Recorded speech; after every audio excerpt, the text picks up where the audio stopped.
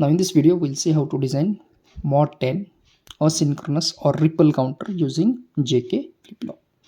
Now as usual we'll check how many states are there and how many flip-flops are required. So in case of this we have to design mod 10 यानी हमें 10 states count करना है.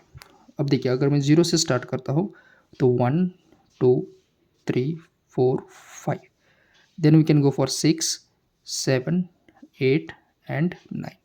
तो ये कुछ counting हो जाएगा 10 digits का starting from 0 to 9. That means we have to count total 10 state. This will be our initial requirement. Now हम चलते हैं फ्लिप फ्लॉप्स रिक्वायर्ड की तरफ. So the formula as usual is what, number of flip flops required 2 raised to n should be greater than or equal to m. So let's put those value.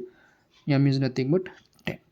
तो अब n का ऐसा value choose करना है so that this square could be greater than 10. So अगर हम 2 का बात करते हैं, let's suppose n is equal to 2 लिया है तो ये आ जाएगा 2 स्क्वायर. 2 स्क्वायर होता है 4.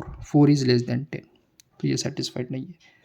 If I take n is equal to 3, so 2 cube will be 8. Again 8 is not greater than 10. This is rejected. Lastly, when I put n is equal to 4, 2 raised to 4 will be 16. 16 is definitely greater than 10. That means this equation is satisfied. So based on that I can take n is equal to 4. So we need 4 JK flip-flop and it could be we can get J3 K3 J2 K2 J1 K1 and J0 K0. So this will be our initial requirement. Now based on this initial requirement we will go for the truth table for resets. तो हमने यहाँ पर again 3 columns लिए हैं. एक first column है triples का, second है स्टेट्स का और तीसरा है रिसेट का.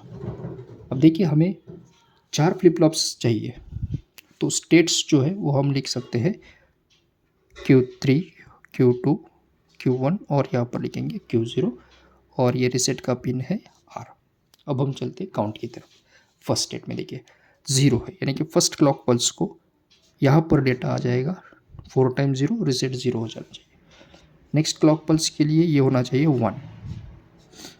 नेक्स्ट है 2, then it is 3, then it is 4, ये है 5, दिस इज 6, दिस इज 7, ये है 8 and next is 9. Yes, so when you are starting from 0 to 9, in all these cases reset should be 0. reset क्या आना चाहिए, 0 आना चाहिए, because all the states should be counted. So we'll write clock pulse also. Now once it reaches the 10th state, actual 10th state, 1 0 1 0, reset on हो जाएगा and it will start counting from the first state as 0. That means for 1010 case our reset will be 1. That will write, let's suppose this is called clock pulse number 10. So this is going to be our truth table for mod 10 counter. अब इस truth table में अगर हम देखते हैं तो देखिए 10 number combination के लिए 1 है एंड अगर हम 4 वेरिएबल का यूज़ करते हैं तो हमें 16 कॉम्बिनेशन लगता है. दैट मीन्स 11 12 13 14 15 क्या होना चाहिए, डोंट केयर. तो मैं यहाँ पर लिखता हूँ देखिए 11 12 13 14 और 15 ये सभी स्टेट्स क्या होनी चाहिए, डोंट केयर होना चाहिए. क्या होना चाहिए, डोंट केयर. तो इस बिहाफ पे हम चलते हैं एक्सप्रेशन फाइंड करने के लिए रिसेट का. So let us draw a 4 variable के map. So this is our 4 variable के मैप और यहाँ पर हम लिखेंगे रिसेट को. अब हमने देखा था ट्रूथ टेबल में कि स्टेट नंबर 10 के लिए ये 1 आ जाएगा एंड फ्रॉम 13 ऑनवर्ड्स 11 12 13 14 और 15 के लिए डोंट केयर होना चाहिए because this states are not consider. So ये तो होगा हमारा मैपिंग. अब मैपिंग के बिहाफ पे हम चल सकते हैं यहाँ पर एक 4 वेरिएबल का क्वेड फॉर्म करने के लिए. तो हमने क्या किया देखिए 10 11 14 15 का एक क्वेड फॉर्म किया है. अब अगर आप नए हैं इस चैनल पे तो आप how to go for 3 variable 4 variable के मैप हमने देखा था विथ लॉट्स ऑफ एग्जांपल, तो आप वो वीडियो देख सकते हैं. अब देखिए यहाँ पर अगर मैं बात करता हूँ तो इन दोनों में देखिए 14 15 के लिए ये है Q3 Q2 और ये है Q3 Q2 बार. तो इन दिनों में हम कॉमन निकाल सकते हैं Q3 so from here will write Q3 and from top side अगर मैं यहाँ पर देखता हूँ तो ये है Q1 Q0 और ये है Q1 Q0 bar.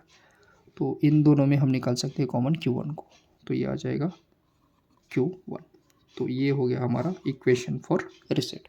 Reset is equal to what, product of Q3 into Q1। Now last step की तरफ चलते हैं, that is nothing but to draw the logic diagram. So here we have the fourth step as logic diagram. Now in case of logic diagram, what we need 4 flip-flops which are cascaded with each other.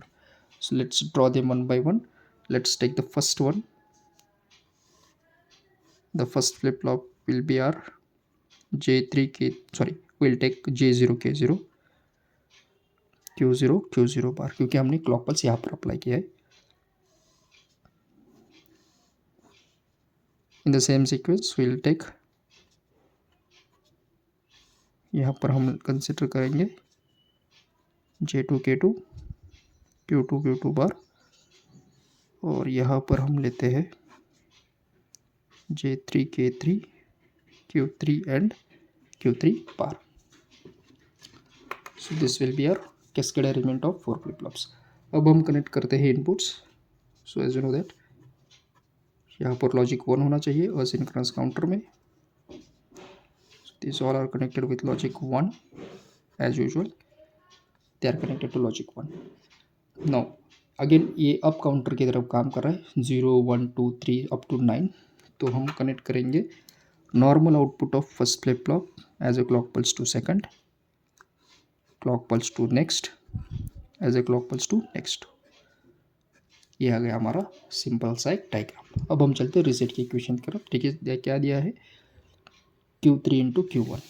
तो as usual यहाँ पर हम Q3 और Q1 को connect करेंगे। यहाँ से हम लेंगे Q1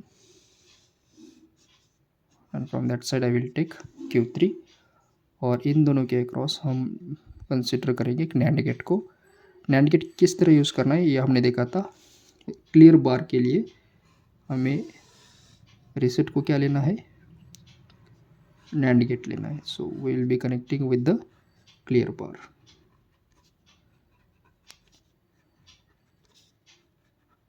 और ये आ गया हमारा reset.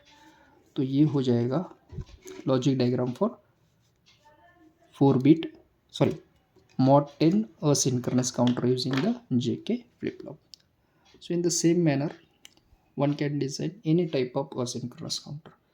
Just follow the steps like identify number of states, find out number of flip-flops required. Third, draw the truth table, go for logic expression, and the last step will be logic diagram. So this is all about our design of asynchronous counter. Thank you.